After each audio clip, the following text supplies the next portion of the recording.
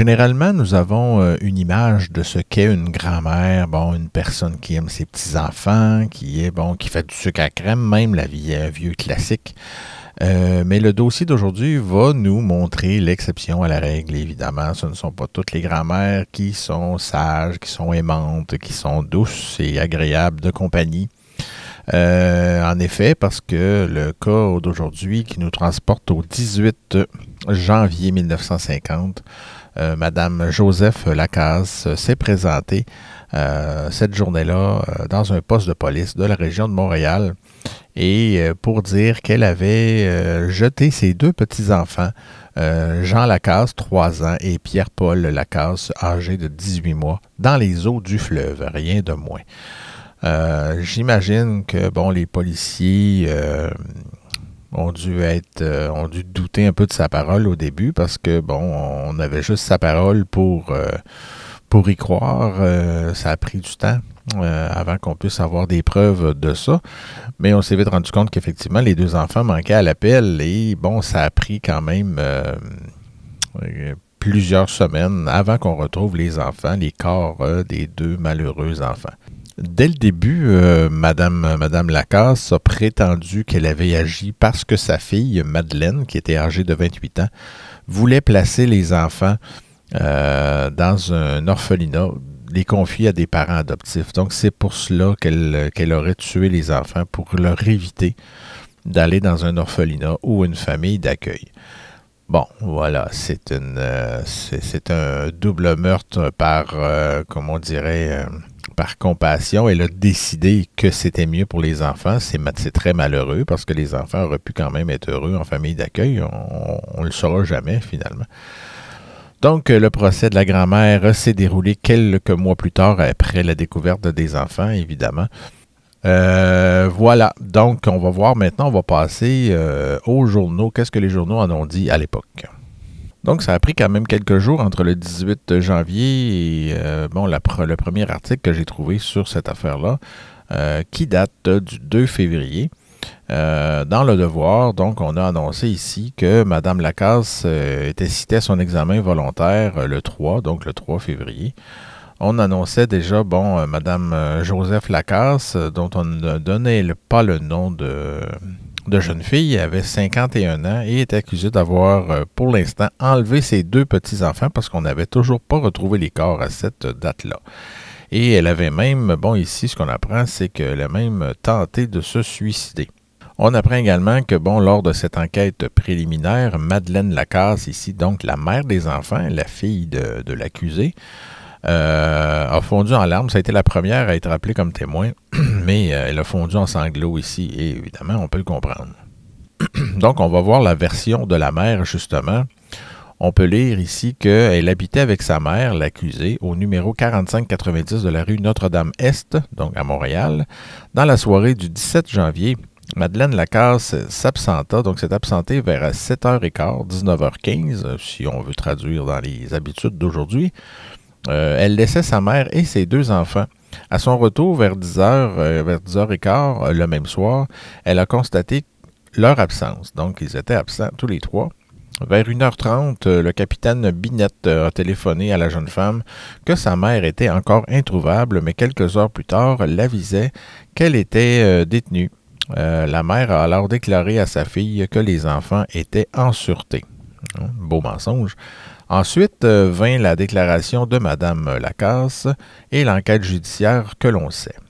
Ensuite, Madeleine Lacasse a rappelé, devant les questions des avocats, qu'elle avait commencé les démarches pour obtenir l'adoption des enfants et que sa mère s'opposait à les quitter. Donc, voilà, ça confirme le motif qu'on connaît déjà.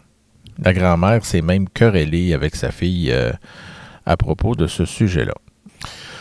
Cette fois, toujours le 2 février, donc le même jour que le précédent article, cette fois c'est dans La Patrie, donc on voit ici 2 février. On apprend que, bon, la grand-mère aurait déclaré que j'en ai assez de tout cela et je vais me pendre. Donc oui, elle avait une tendance suicidaire. Bon, ce qu'on peut apprendre de nouveau dans cet article-là, ici le premier paragraphe ressemble beaucoup à ce qu'on a vu dans le précédent article du Devoir. C'est que la mère déclare ici, Madeleine a dit que bon, sa mère avait l'habitude de faire promener ses deux enfants. Donc, cette sortie-là, le soir fatal, n'était pas vraiment une exception. Elle confirme d'ailleurs qu'elle les aimait beaucoup et elle ne leur faisait jamais de mal. Donc, ça rejoint un peu aussi l'analyse que j'ai déjà fait, mon doux, il y a plusieurs mois de cela, dans une balado que j'ai faite concernant la mort, le meurtre de la petite Aurore, l'enfant martyr, mais dans lequel j'expliquais aussi là, les différentes catégories de filicides et tout ça.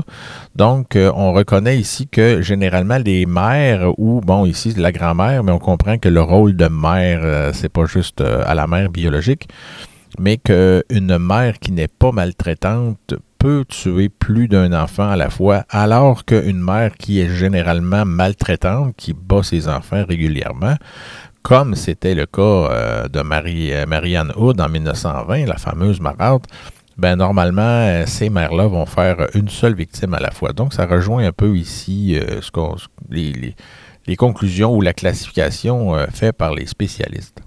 Bon, évidemment, ici, on apprend que la police, le soir même ou dans la nuit, là, c'est la police qui a appris à Madeleine que sa mère s'était rendue à la police.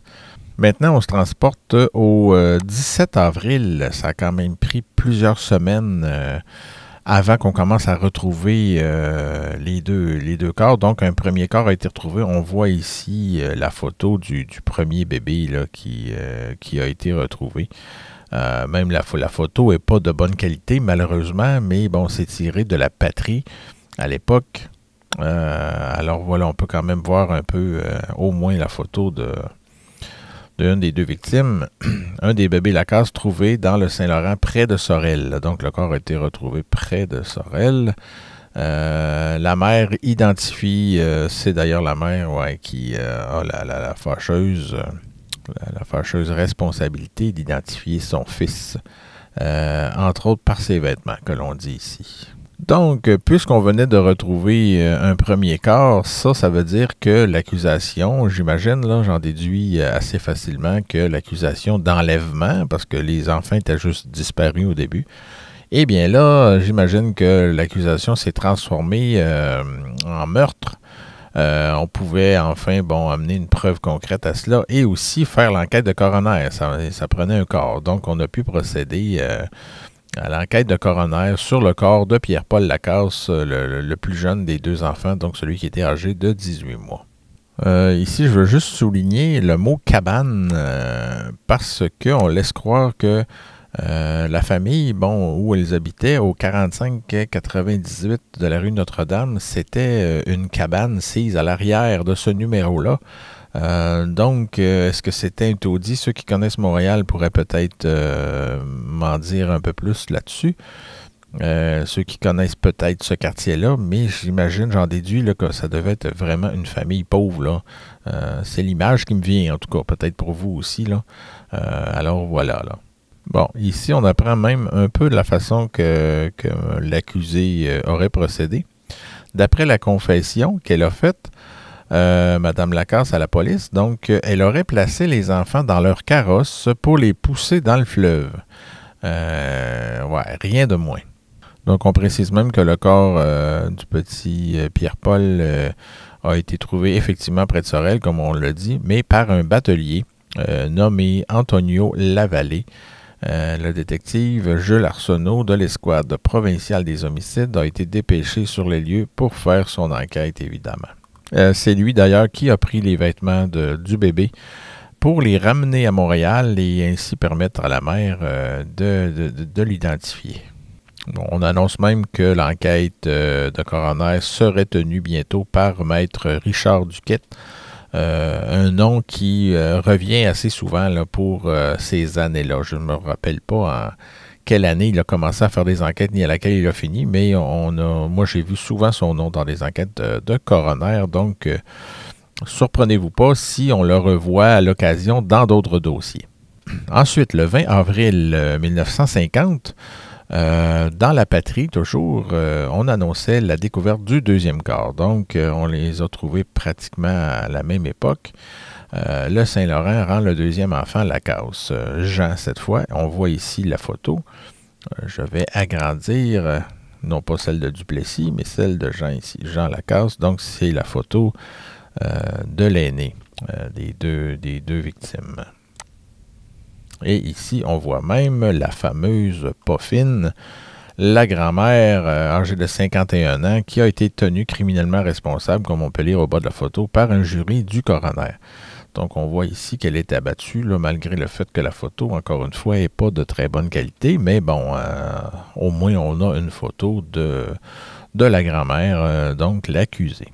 Donc, on apprend que c'est un pêcheur, cette fois, qui a retrouvé le corps de Jean, tout près d'ailleurs de l'endroit où son frère avait été retrouvé là, quelques jours plus tôt. Donc, les deux corps ont dérivé, c'est ce qu'on imagine, là, à peu près de la même façon pour se retrouver sensiblement au même endroit. Le 23 avril, maintenant, on a droit à quelques commentaires de la mère qui, bon, jusqu'à maintenant, était accablé ou bon, on n'avait pas entendu parler beaucoup. Donc, on a même droit à une photo de Madeleine Lacasse. Et ce que le gros titre nous dit ici, c'est qu'elle espérait déjà refaire sa vie, mais là, on va attendre les procédures du procès et tout ça. Un voile de mystère semble envelopper aujourd'hui la vie de Madeleine Lacasse, cette malheureuse mère dont les deux enfants ont été tragiquement noyés en janvier dernier. Ce que l'article nous apprenait d'abord, c'est que bon, elle avait disparu un certain temps pour avoir la paix, comme on dit. Entre autres, des religieuses l'avaient pris sous son aile pour lui permettre même d'avoir un emploi pour se changer les idées un bout de temps chez une famille riche.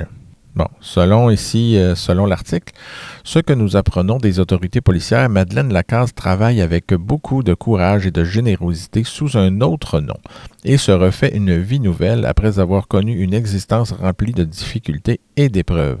Seule une religieuse connaît le nom d'emprunt de Madeleine Lacasse et son emploi actuel.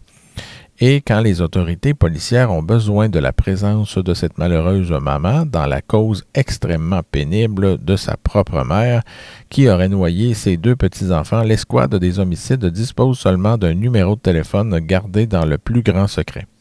Les détectives signalent ce numéro et laissent un message qui est ensuite transmis de façon discrète à Madeleine Lacasse. Ouais, c'est quand même pas rien, hein? Elle était plus protégée par les religieuses que par les policiers. Aujourd'hui, ça se passerait probablement autrement. Les policiers voudraient sûrement avoir un contact direct avec la mère. Mais on peut comprendre le changement de nom et le fait qu'elle voulait se cacher. Parce que, bon, on sait dans notre société que les gens faut pas se le cacher. Il y a une partie de la population, des fois, qui est assez méchante et qui veut absolument se faire justice elle-même, puis bon, ne pas se mêler de ses affaires, si on veut. Donc, pour éviter d'être harcelé, tout ça, d'être jugé, on peut comprendre. Bon, ici, on revient même sur le passé pour démontrer à quel point Madeleine avait pas eu la vie facile jusqu'à ce moment-là. Les misères de Madeleine commencèrent dès sa jeunesse, dès le jour où elle vit son père abandonner le foyer et laisser les siens dans la plus grande pauvreté. Sa malheureuse mère se mit à coudre pour les autres, travaillant très tard dans la nuit, afin de réussir à subvenir aux besoins de ses deux enfants. À 14 ans, Madeleine a dû elle-même quitter la maison à cause de l'intrusion d'un ami de sa mère qui se montrait extrêmement dur. La jeune fille quitta aussi l'école et se trouva un emploi comme bonne avec un salaire de 1,50 $ par semaine, rien de moins. Enfin, à 23 ans, elle obtint une situation plus lucrative, soit au salaire de 22 $ par semaine. Wow! Mais d'autres épreuves la guettaient. Sa patronne lui avait alors présenté un jeune homme qui se conduisait avec elle comme un véritable goujat. Madeleine donna naissance à son premier enfant le 31 juillet 1946 dans un hôpital de Québec. Quand son petit Jean eut 14 mois, Madeleine suivit sa mère à Chicoutimi, où Mme Joseph Lacasse obtint un emploi de cuisinière dans un couvent. C'est là que Madeleine connut son premier amour. J'ai alors aimé sincèrement un jeune homme de bonne famille, dit-elle, et nous devions nous marier, quand son père s'y opposa catégoriquement. Pourtant, je suis convaincu que nous aurions été très heureux ensemble, nous nous aimions tellement. Madeleine donna naissance à son deuxième fils le 11 juillet 1948 en l'hôpital de Chicoutimi. Donc, on peut avoir une idée de son passé, même on continue ici, là. Sans argent, Madeleine est revenue à Montréal avec ses 2 enfants et tout ça. Donc, voilà, c'était pas facile à l'époque. Il y a des causes qui sont pas faciles aujourd'hui, mais à l'époque, on a une image des fois de cette pauvreté-là. Ensuite, on se transporte au 19 septembre 1950. C'était la fin pratiquement du procès de Madame Lacasse et tout cela. Et ici, on annonçait que la preuve était terminée et que le jury se retirait pour délibérer. Ensuite, le 20 septembre, elle était déclarée, on annonçait là, qu'elle était déclarée coupable d'homicide involontaire et tout ça. Et le dernier article qu'on va voir ensemble, on annonçait que Mme Joseph Lacasse, avec 2 autres accusés là, qui n'ont pas rapport avec le dossier d'aujourd'hui.